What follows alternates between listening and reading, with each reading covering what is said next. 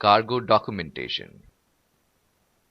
We all know trade between two business firms located in different countries begins with the conclusion of an export contract.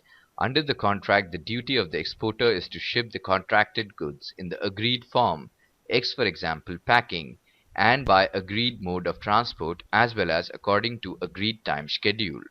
In this lesson, we will study the need of documentation, master document, and standardized document. After going through this presentation, you should be able to discuss the need of documentation, define master document, describe the standardized document, and explain principal documents. Documentation formalities are necessary to enable the importer to get the contracted goods and the exporter to get sale value as well as to secure export incentives. In other words, export documents are needed to comply with commercial, legal, and incentive requirements. For commercial perspective purpose, physical possession of the good will be linked with the acceptance of a payment document by the importer. In actual practice, a set of documents giving proof of shipment and cargo insurance coverage along with a bill of payment is sent by exporter to the importer through the banking channel. Besides commercial necessity, documents for exports have a legal perspective. All over the world, laws regulating export-import trade as well as movement of foreign exchange has been enacted. In some countries, the regulations are few, which are enforced through simple procedural and documentation formalities. In other countries, the regulations are many and the enforcement procedures are complex. Documents are needed for protecting the economic and social interest of the trading countries. Documents are also needed for fulfilling requirements under bilateral and multilateral trade agreements. Export assistance and incentive measures have become an integral part of policy in large number of countries. Since these incentives are to be given only to export activity, documentary proof to this effect is required to be given by the claimant to the disbursing authorities. The application is to be accompanied by a number of supporting documents to enable the incentive disbursing authority to check the authenticity of the details given in the application. A system which provides an alternative to the repetitive, unproductive, and time-consuming work necessitated by the exporter compulsion to prepare separately a number of documents all containing practically the same information. This system is known as the aligned documentation system.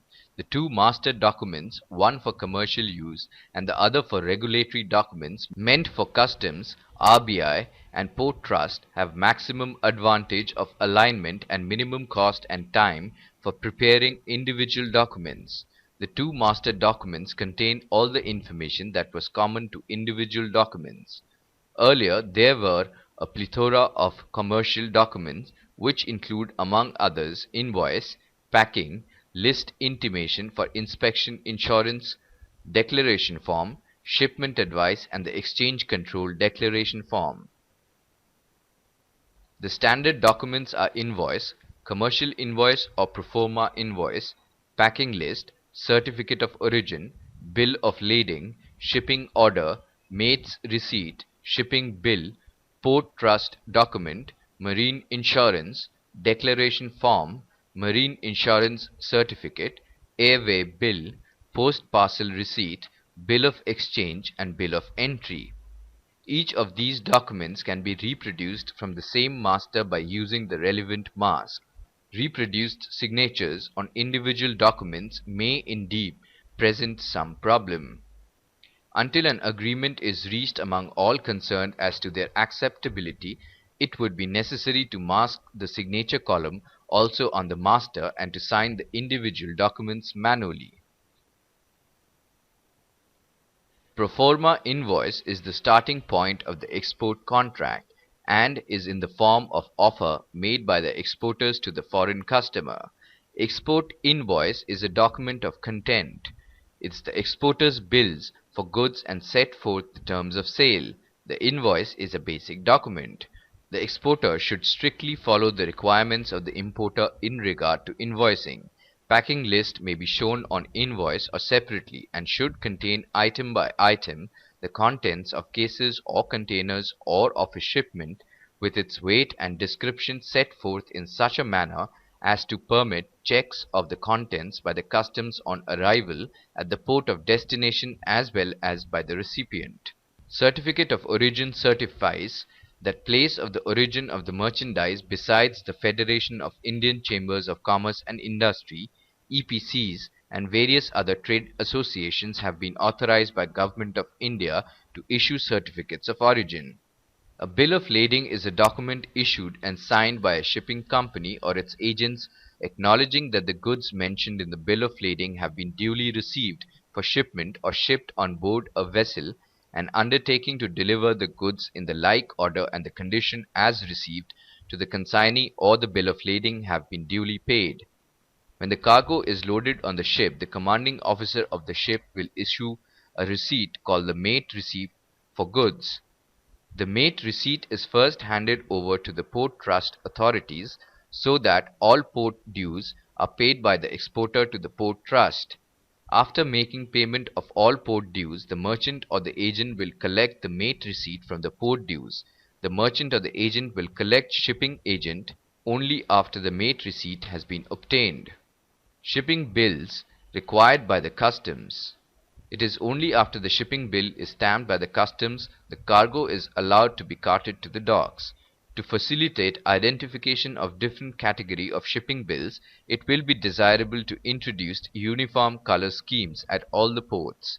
One of the common methods of payments in international trade involves the use of bills of exchange (B/E), also known as drafts, provide documentary evidence of obligation and financial risk of the transaction is more widely spread.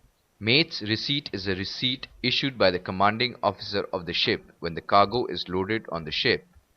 The mate's receipt is a prima facie evidence that the goods are loaded in the vessel. In air carriage, the transport documents is known as the airway bill (AWB). Post parcel receipt (PPR) evidences merely the receipt of goods exported through postal channels to the buyer. Cargo insurance policy, also called marine insurance policy, provides protection to cargo owners in the event of loss or damage to cargo in transit. Combined Transport Document (CTD) is a document for multimodal movement of goods in container.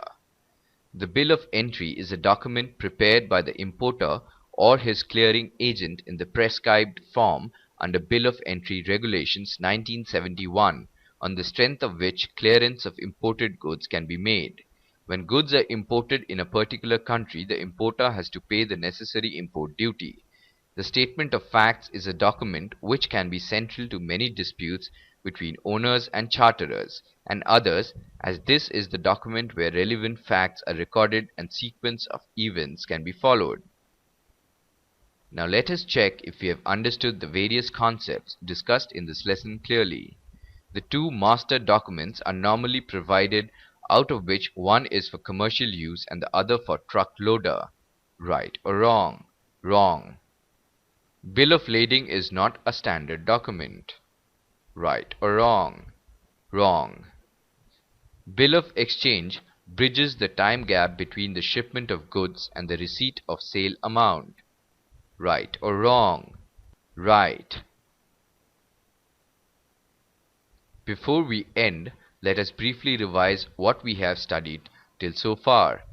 Documentation formalities are necessary to enable the importer to get the contracted goods and the exporter to get sale value as well as to secure export incentives. In other words, export documents are needed to comply with commercial, legal, and incentive requirements. Every country has its own laws governing imports and exports. Consequently, the exporter has to comply with laws in his country through documentary formalities. At the same time, he has to send some documents to the importer, which will enable him to take possession of the goods after getting permission from the concerned government department, that is, the customs authorities. The two master documents contain all the information that was common to individual documents. Invoice is a document of content. It's the exporter's bill for goods and sets forth the terms of sale. Post parcel receipt (PPR) evidences merely the receipt of goods exported through postal channels to the buyer. It does not evidence the title to goods.